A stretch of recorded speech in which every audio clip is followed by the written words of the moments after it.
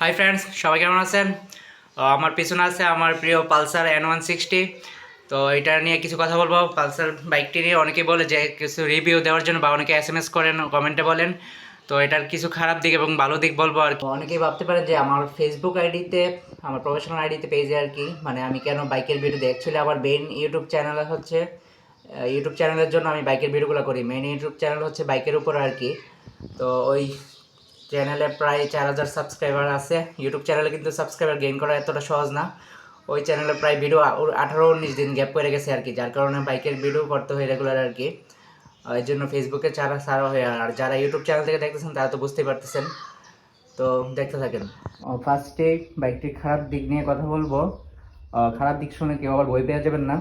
পরে আমি অবশ্যই ভালো দিকগুলো বলবো। প্রথম খারাপ দিক হচ্ছে বাইকটির ওয়েট প্রচুর, যার কারণে বাসে পার্কিং করতে বা কোনো জ্যামের মধ্যে চালাতে একটু কষ্ট হয়ে যায় আর কি। ওয়েটটাই একটা প্রবলেম।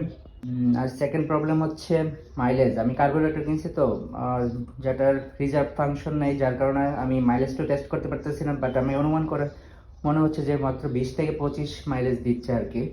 তো এটাই আমাকে অনেকেই জিজ্ঞাসা করেন কেমন মাইলেজ দিই, এই প্রশ্নটাই বেশি সম্মুখীন হতে হয়।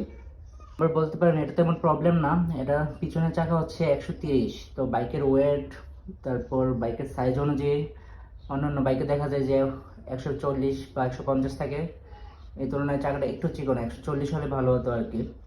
আরেকটা প্রবলেম, সবাই বলে যে তাদের ব্যাটারিতে নাকি প্রবলেম হয়। আমার এখন পর্যন্ত কোনো প্রবলেম হয় নাই। তবে আমার একটা প্রবলেম হয়েছিল, রানিংয়ের মধ্যে মিটার, তারপর হেডলাইট সব অফ হয়ে যেত আর কি। তারপর আবার চাবি অফ করে অন করলে আবার ঠিক হয়ে যেত। তারপর এরপরে প্রবলেম দেখা যাচ্ছে কি, ইন্ডিকেটরটা চালাইলে হেডলাইট অফ হয়ে যেত। পরে এটা ওই দিন দেখাইছি শোরুমে, যেহেতু বাইকের ওয়ারেন্টি আছে, ওই দিন শোরুমে দেখছে, নর্মালি সিটে নিচে একটা কানেকশন ঠিক করে দিচ্ছে, ঠিক হয়ে গেছে আর কি। তো খারাপ দিকগুলো তো বললামই, তো এখন ভালো দিকগুলো শুনেন। ফার্স্টে বলতে পারেন যে এটার লুকস আমার কাছে অনেক ভালো লাগে। এর প্রজেক্টর হেডলাইট, যার কোনো তুলনাই হয় নাই, হাই বিম, অনেক পাওয়ার। তারপর মিটার কনসোলটাও আমার কাছে অনেক ভালো লাগে। যদিও এখন ইন্ডিয়াতে এটা ডিজিটাল, ফুল ডিজিটাল মিটার এসে পড়ছে, তারপরেও এটা আমার কাছে ভালো লাগে। সেকেন্ড বলতে পারেন বাইকটা চালিয়ে অনেক স্মুথ। আর কার্বোরেটর তো মানে পিকআপে অ্যাক্সেলারেশন খুব ফাস্ট, মানে খুব পাওয়ার পাওয়া যায় পিকআপে। অনেক স্মুথ চালায়, অনেক মজা পাওয়া যায়।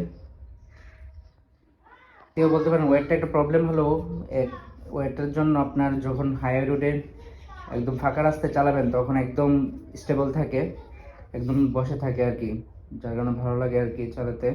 সবচেয়ে ভালো দিক হচ্ছে বাজাজ বাইকের তো আপনার বিল কোয়ালিটি অনেক ভালো, যার কারণে সব কিছু অনেক স্ট্রং। আপনার বিল কোয়ালিটি নিয়ে তেমন চিন্তা করতে হবে না, খুবই ভালো। 800 কিলো চালাইছি, এর মধ্যে যতটুকু বুঝতে পারলাম। তারপর হয়তো আরও লং টার্ম ইউজের পরে আরও কিছু শেয়ার করব। এই ছিল খারাপ দিকগুলো আর ভালো দিকগুলো আমি চালানোর আমার অভিজ্ঞতা থেকে। ওকে, আমার ভিডিওগুলোতে সবাই লাইক কমেন্ট করে সাপোর্ট করবেন। তো সবাই ভালো থাকবেন। আসসালামু আলাইকুম।